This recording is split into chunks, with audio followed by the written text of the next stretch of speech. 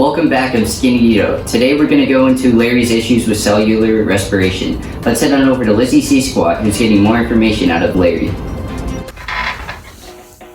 Thank you for that information, Skinny Dito. Lizzie C. Squat here with Larry. Larry, why do you hate cellular respiration? Cellular respiration distracts me from catching my gnarly waves, dude. Okay, so does that mean you hate breathing? Absolutely, bro. Back to you, Skinny Dito. Wow, that was weird. Let's go on over to Sam, who is interviewing Dan, and learn more about cellular respiration. We'll start by briefly overviewing what cellular respiration is. So Dan, what is cellular respiration? Well, cellular respiration is the process that converts the reactants glucose and oxygen into the products water, CO2, and energy. Cellular respiration has 3 stages: glycolysis, the Krebs cycle, and the electron transport chain. Sometimes cellular respiration requires oxygen, while other times it can bypass that requirement. Thanks, Dan. So what is the equation for cellular respiration? The chemical equation for cellular respiration is C6H12O6 plus 6O2, which reacts to form 6H2O plus 6CO2 plus energy. In other words, it's glucose and oxygen reacting to form water, CO2, and energy. Wow, that must be a large process. Where does it occur? Actually, Sam, it occurs within the mitochondria within the cell. It happens so much that there's no way you could call it a large process. However, it's super important to understand why it happens. Thank you, Dan, for that interesting information on cellular respiration. To get a better understanding on this process, let's go back to Sam, who is interviewing Addie, who is going to give us a better insight on glycolysis. Thanks for joining us today, Addie. So, where does glycolysis take place? Well, Sam, glycolysis takes place within the cytoplasm in the cell. What are the reactants and products of glycolysis? Well, for the reactants, glycolysis uses 2 ATP molecules along with some glucose. These reactants react to produce 2 pyruvates, 2 NADH, and 2 ATP molecules as a net gain. Thank you for explaining the first stage of cellular respiration to us, Addie. Thanks, Addie, for teaching us the details of glycolysis. Did you know that yesterday, today would be tomorrow, and tomorrow, yesterday would be today? Me neither. Let's head on over to Bethany, who is interviewing Brooke Bailey, who is going to teach us more about the Krebs cycle. Thanks for that insightful information, Skinny Dito. My name is Brooke Bailey, and I'm here interviewing Bethany on the Krebs cycle. To start us off, where does this cycle take place? The Krebs cycle takes place in the mitochondria, specifically in the matrix. What are the reactants and products included in this cycle?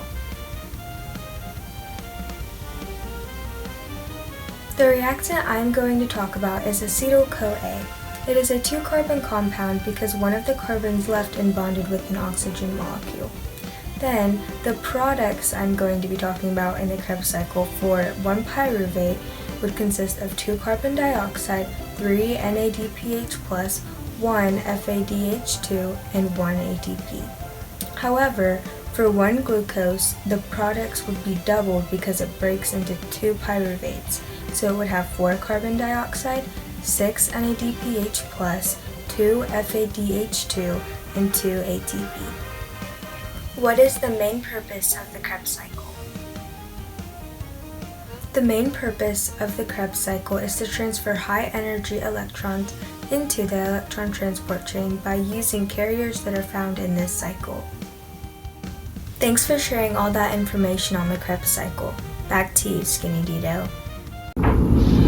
Alrighty, now that we know what happens in the first 2 stages, let's finish it off with Maya Wing covering the final stage, the electron transport chain. Over to you, Lizzie C. Squat. Thanks, Skinny Dito. Lizzie here with Maya, who's going to tell us about the electron transport chain. Maya, what is the electron transport chain and what happens here?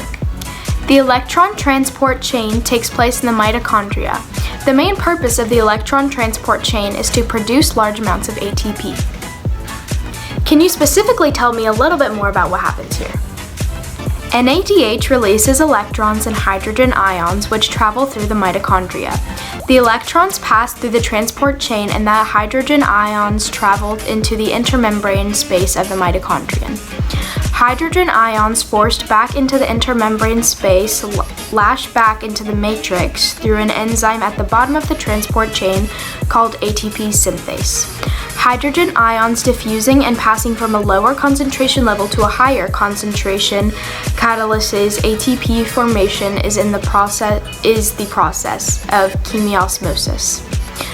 The electrons from the NADH combine with the incoming hydrogen ions with the oxygen forms water.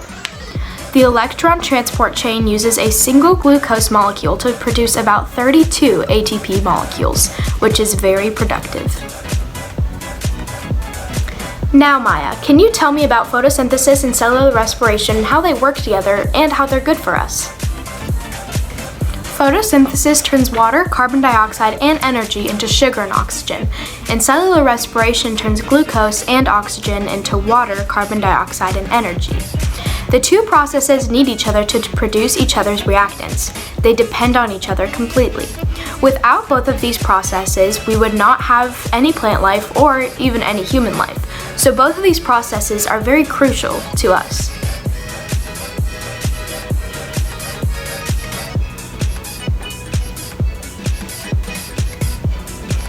Thank you for that, Maya. Back to you, Skinny Dito.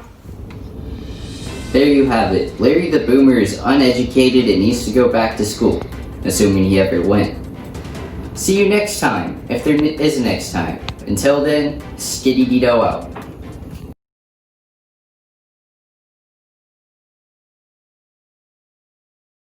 Horizontal, it's terrible.